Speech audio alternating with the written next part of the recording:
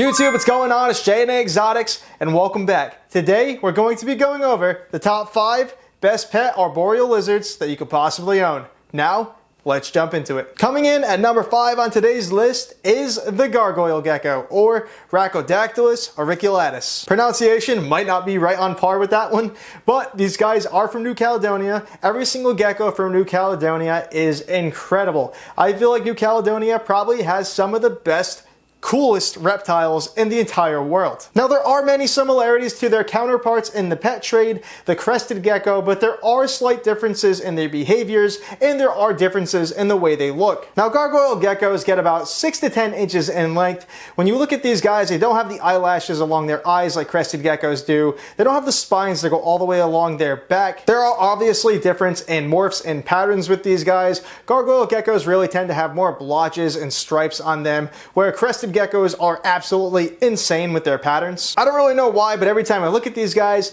they remind me of the Pokemon Totodile, just with a big pot belly. I mean, they do kind of look like miniature arboreal crocodiles in a sense. They don't have the big scales. Really, I'm just talking about their faces. Their faces remind me of crocodilians. Now, these guys do have prehensile tails. Prehensile tails in reptiles are awesome. It's essentially a 5th limb to help them climb and mobilize. But a thing I like about these guys more than crested geckos is these guys can actually regrow their tails, opposed to having a frog butt like a crested gecko. Obviously, if these guys drop their tails and they regrow back, they don't look identical to the tails that were there. Now, when it comes to their diets, these guys are omnivores. They have a super simple, easy diet. They eat primarily a powdered-based diet, Pangea, Repashy, whatever one you may so choose, and they do eat feeder insects occasionally. Calcium and vitamin dust your crickets. You can even throw a little bit of the crested gecko diet in the supplement mix when you're shaking the crickets up. Throw them in there. Now, these guys do like it more humid. They like it around 60 to 80%.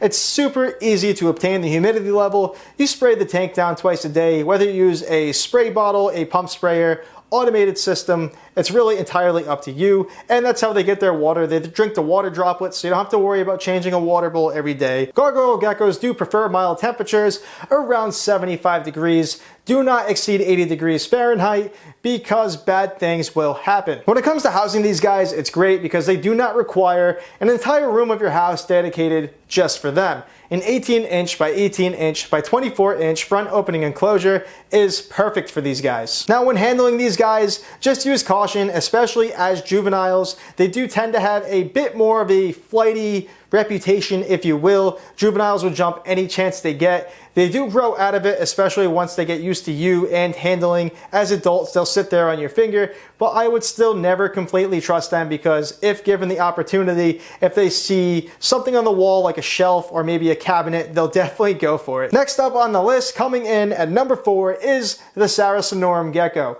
also known as Saras in the trade. Yes, these guys are another New Caledonian species. I promise it is the last one on this list today. I love these guys. It was impossible for me to not put them on the list, and I honestly can't wait to own one day. So let's say New Caledonian geckos have piqued your interest, and you're thinking about getting one, but you feel like crested and gargoyle geckos are far too common. You think they're too small and everybody has one. The Saracenorum gecko could be the choice for you. Now, these guys are in the same family as crested geckos. They are in the Coreolophus genus, and you can honestly see some similarities, distinct similarities in their appearance with crested geckos. Now, when you look at their heads, they almost have an identical head shape as crested geckos. Their bodies are longer and slender than cresteds are. They don't have that loose skin on the sides like cresteds do. When you look at a Sarah's eye, they have these tiny eyelashes. Similar to crested geckos, they're just not as long and profound. Now, unlike their cousins, the crested gecko, if a Saracenorum gecko drops its tail, it will regrow back. It will not be stuck with a frog butt. Also, these guys' tails are prehensile and, again, acts as a 5th limb to help them climb. Now, these guys can be a goldish brown, sometimes browns and tans, various shades, and the most sought after ones in the pet trade, they have a white V right behind the base of their heads, and they'll have white spots in multiple locations that go down their backs. When it comes to Saracenorum geckos' overall care, it's pretty straightforward. For their diet, these guys are going to eat a powdered-based diet, Again, whatever brand you want to use, Repashy, Pangea, and they could also be offered feeder insects. Again, vitamin and calcium dust your feeder insects before giving it to them. You can throw some crested gecko diet in there along with the calcium and vitamins. Now, when it comes to housing Saracenorum geckos, obviously they're substantially bigger, so they're going to require more room than a gargoyle or a crested. A 24-inch by 24-inch by 48-inch enclosure is required for these guys. Now, these guys do like it close to around house temperatures, a little warmer if you will. They're going to require around 75 degrees. Don't exceed 80 degrees. It can be fatal for these guys. Coming in at number 3 on today's list is going to be mountain horned dragons. These guys are absolutely insane looking. Again, in the future, I'd love to own one. These guys literally look like tiny dragons, just minus the wings, obviously, and they can't breathe fire. Now, these guys are a part of the Agomity family. They can be found all throughout Southeast Asia. There are many locales, so depending on how big of a reptile you want, these guys come in various sizes from 7 inches all the way up to 16 inches, so you have a wide variety to choose from. Now, these guys are found near bodies of water. These guys will swim and utilize a water feature within an enclosure, which is awesome, so you can create a paludarium for them. You need to make sure that the water is moving though. These guys have a real tough time understanding and seeing standing water, so these guys have the potential to drown if you don't have moving water or a current. So mountain horned dragons are a smaller, manageable, compact species that's highly intelligent. They're extremely observant. They'll literally watch every single thing you do, and they don't mind coming to hang out with you. They are extremely handleable, which is cool. When it comes to their care, again, it's fairly simple. These guys are insectivores, so they'll really feed on any of the feeder insects that are appropriately sized. Dubia roaches, waxworms, mealworms, crickets. Obviously, waxworms are high in fat, so that is a treat. Make sure you calcium and vitamin dust your feeders before giving it to these guys. Mountain horned dragons not only like it warm, but they also like humid environments. Now, these guys, a perfect ambient temperature can be around the 80s with a basking spot around 90 degrees, and they do like humidity levels around 60 to 80%. Again, very easy to achieve. Spray the tank down 2 to 3 times a day, and that should do it. Coming in at number 2 on today's list is going to be the green-keeled belly lizard. Now, I love this species so much. It's honestly one of my favorite species in the entire world. I'm trying to shine the spotlight on this species, if you will. They don't really get the recognition they deserve. They are highly underrated. So I don't want to bore everyone. I have made several videos. I just put out a care guide. So I'm going to try to keep this portion short and sweet. Now, green-keeled belly lizards can be found in Africa, in coastal forests of Kenya, Mozambique, and Tanzania. These guys have a super long prehensile tail that makes up a large majority of their body length. Now, these guys average around 16 inches in length. They can be on the smaller side, around 12 to 14 inches. They can also surpass 16 inches at times, although it's not really common. When it comes to their coloration, these guys are a vibrant bluish green, teal aqua color. They're really beautiful. They're really stunning to look at. Now, these guys are active. They're intelligent. Again, like the mountain horned dragons, they will literally observe your every move.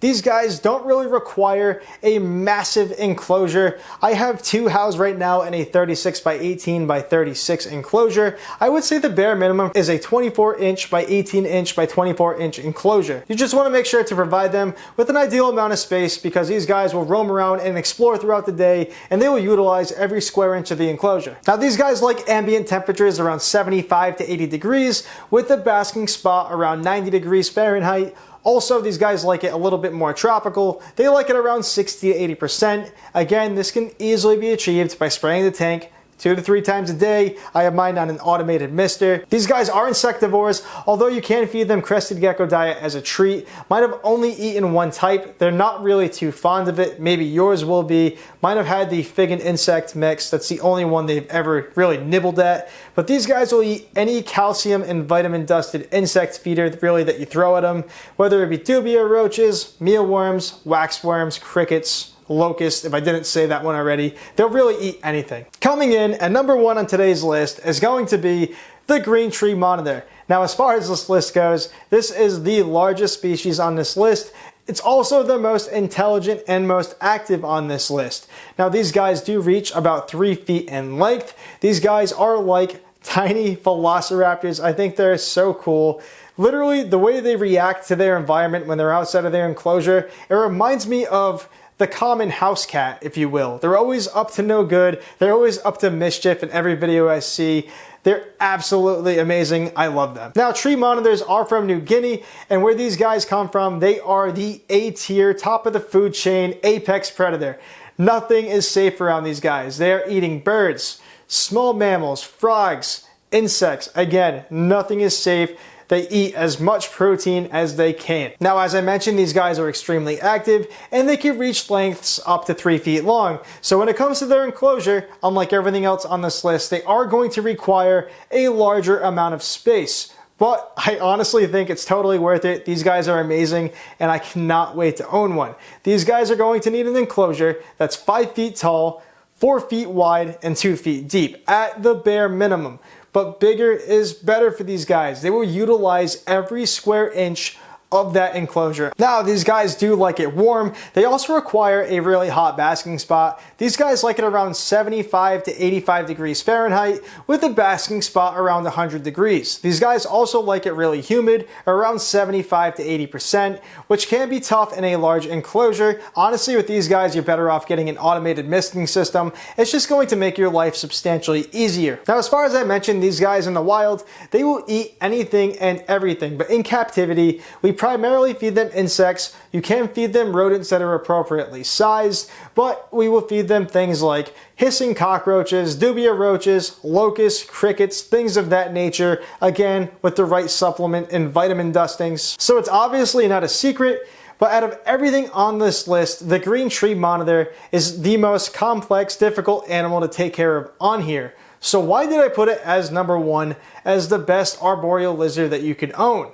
Well, the truth is, I honestly feel that it is the most rewarding animal out there. Yes, this species requires a large enclosure that is going to be difficult to keep the heat and humidity out. Yes, this animal is going to require an advanced keeper and advanced training to tame it down and get it to a manageable level. But I truly believe that this is the most intelligent, interactive lizard that you could possibly keep. So there you guys have it. That is my list of the top 5 best pet arboreal lizards that we can own as pets. Thank you guys so much for watching. If you guys want to support the channel, hit that subscribe button, turn the notification bell on so you don't miss any videos. Thank you again for watching, and I'll see you in the next one.